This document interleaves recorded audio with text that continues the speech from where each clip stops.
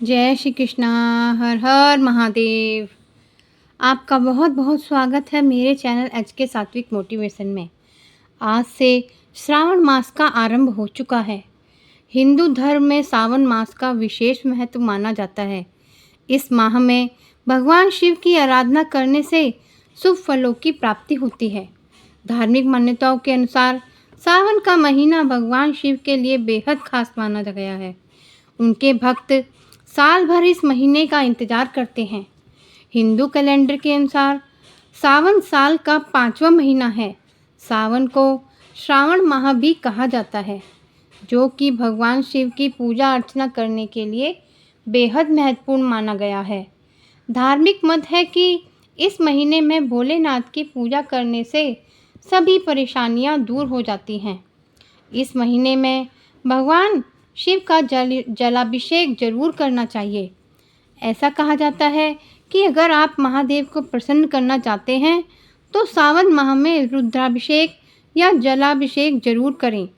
सावन में शिवलिंग की पूजा और जलाभिषेक का महत्व शिव पुराण में बताया गया है। कहते हैं देवों के देव महादेव को सावन का महीना सबसे प्रिय है। ऐसे में आपके मन में सवाल उठ रहा होगा कि सावन भगवान शिव का प्रिय महीना क्यों है और इसका श्रावण माह का नाम सावन कैसे पड़ा। आइए इस बारे में जानते हैं। पहले हिंदू कैलेंडर के अनुसार 5वां महीना सावन है। वहीं हिंदू महीनों के नाम पूर्णिमा के दिन चंद्रमा के नक्षत्र में देखते हुए रखे गए हैं। जब हिंदू कैलेंडर का 5वां महीना शुरू होता है तब चंद्रमा श्रवण नक्षत्र में होते हैं। यही वजह है कि इस महीने का नाम श्रावण मास कहा गया है। फिर धीरे धीरे श्रावण को सावन कहा जाने लगा। सावन का महीना खास क्यों होता है? पौराणिक मान्यताओं के अनुसार सावन महीने का नाम भगवान शिव के नाम पर रखा गया है। शिव जी को सोमनाथ और जलदेव भी कहा जाता है, जो कि वर्षा के देवता हैं। इस महीने में भगवान शिव की विशेष पूजा अर्चना की जाती है, इसलिए इस महीने का नाम सावन पड़ा। शिव पुराण में वर्णन है कि सावन के महीने में जो भी भक्त पूरी श्रद्धा और भक्ति के साथ शिव जी की पूजा करता है और उनके निमित्त व्रत रखता है, उसकी सभी मनोकामनाएं पूरी हो जाती हैं। प्रचलित पौराणिक कथा के अनुसार समुद्र मंथन के दौरान हलाहल नामक विष निकला था। समस्त सृष्टि की रक्षा करने के लिए भगवान शिव ने विष ग्रहण किया था, जिसके कारण उनका गला नीला पड़ गया। इसलिए भगवान शिव को नीलकंठ भी कहा गया।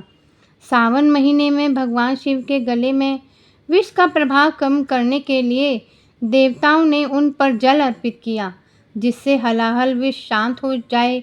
और ऐसा कहा जाता है कि इसके बाद से ही सावन में शिव जी को जल चढ़ाने की परंपरा की शुरुआत हुई थी।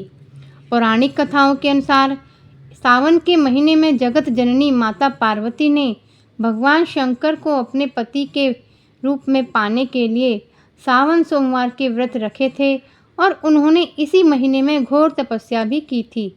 इस तपस्या के कारण ही भगवान शिव ने माता पार्वती को अपनी अर्धांगिनी के रूप में स्वीकार किया था। यही कारण है भगवान शिव को यह महीना बेहद प्रिय है। ऐसी मान्यता है कि सावन में ही भगवान शिव धरती पर आए थे और अपने ससुराल गए थे। आज से श्रावण मास आरंभ हो चुका है और श्रावण के महीने में भगवान शिव की महिमा सुनने का विशेष आनंद मिलता है।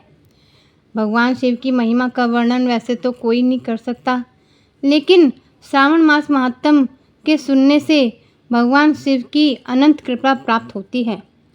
अगर आप मेरे चैनल पर नए हैं तो आप मेरे चैनल को सब्सक्राइब जरूर करें, ताकि आपको श्रावण मास महात्म की सभी कथाएं समय पर मिल सकें। श्री गणेशाय नमः। आइए सुनते हैं श्रावण मास का पहला अध्याय। सूत जी का कथन। शौनक जी ने सूत जी से पूछा, हे महाभाग, आपके मुख से अनेक आख्यान सुनी, मुझे तृप्ति नहीं हुई, फिर भी कुछ सुनने की इच्छा बढ़ती है, जिसके सुनने मात्र से मेरी अन्यत्र श्रवण करने की इच्छा ना हो, ऐसी कोई कथा कहिए। सूत जी ने कहा, आप सब मुनिगण सुने, आपके कहने से मैं प्रसन्न हूँ और आपके लिए मुझे कोई भी गुप्त नहीं है। दंभ रहित होना, आस्तिक बुद्धि होना, शठता न होना, परमात्मा में भक्ति होना, सुनने की इच्छा होना, नम्रता होना, ब्राह्मण भक्त होना, सुशील स्वभाव होना, धैर्य होना, पवित्रता होना, तपस्वी होना, दोषारोपण रहित होना, ये 12 गुण श्रोता के कहे गए हैं। ये सब गुण आप लोगों में विद्यमान हैं। इससे मैं प्रसन्न हो आपसे तत्व बात को कहता हूँ। एक बार ईश्वर ने सनत कुमार से कहा, हे सनत कुमार, हे सुव्रत, हे ब्रह्मा के पुत्र, आपकी सेवा भक्ति से प्रसन्न हो मैं आपसे अत्यंत गुप्त बात कहूँगा। वर्ष के 12 महीनों के में श्रावण मास मुझे अत्यंत प्रिय है। पूर्णिमा को श्रावण नक्षत्र का योग हो जाने से इस मास का नाम श्रावण पड़ा। इस मास के धर्मों की गणना करने के लिए भूमि पर कौन समर्थ हो सकता है? जिसके संपूर्ण फलों को कहने के लिए ब्रह्मा हुए, जिस श्रावण मास के महात्म्य को देखने के लिए इंद्र हुए, भगवान अनंत ने जिसके फल को कहने के लिए 2 सहस्त्र जीवाएं धारण की, अधिक कहने से क्या? इस मास को देखने तथा कहने में किसी की भी सामर्थ्य नहीं है। हे मुने, अन्य मास इस मास की कला को भी नहीं प्राप्त कर सकते। संपूर्ण मास व्रत रूप है, सारा श्रावण मास धर्म रूप है। इस महीने में कोई भी दिन व्रत शून्य नहीं देखा गया। इस मास में सब तिथियां व्रत वाली हैं। सनत कुमार ने कहा, हे भगवान, आपने जो कहा इस मास में कोई भी दिन व्रत शून्य नहीं है, इस महीने में तिथि भी व्रत शून्य नहीं है। हे श्रेष्ठ, आपको उसको आप मुझसे कहें, कौन तिथि में कौन व्रत होता है तथा किस वार में कौन व्रत होता है, उस व्रत का अधिकारी कौन है, फल क्या है, विधि क्या है, किस किस ने इस व्रत को किया, उद्यापन विधि क्या है, देवता कौन है, पूज्य कौन है, पूजन सामग्री क्या है, प्रधान पूजन किसका होता है, जागरण विधि क्या है, किस व्रत का कौन समय है। हे प्रभु, वह मुझसे कहें। श्रावण मास में कैसे आपको प्रिय हुआ, किस कारण से यह पवित्रतम कहा गया, इस मास में कौन अनुष्ठान करने योग्य है, हे प्रभु मुझसे कहें। आपके समक्ष मुझ मूर्ख को प्रश्न करने का कितना ज्ञान हो सकता है? पूछने से जो रह गया है वह सब भी मुझसे कहें।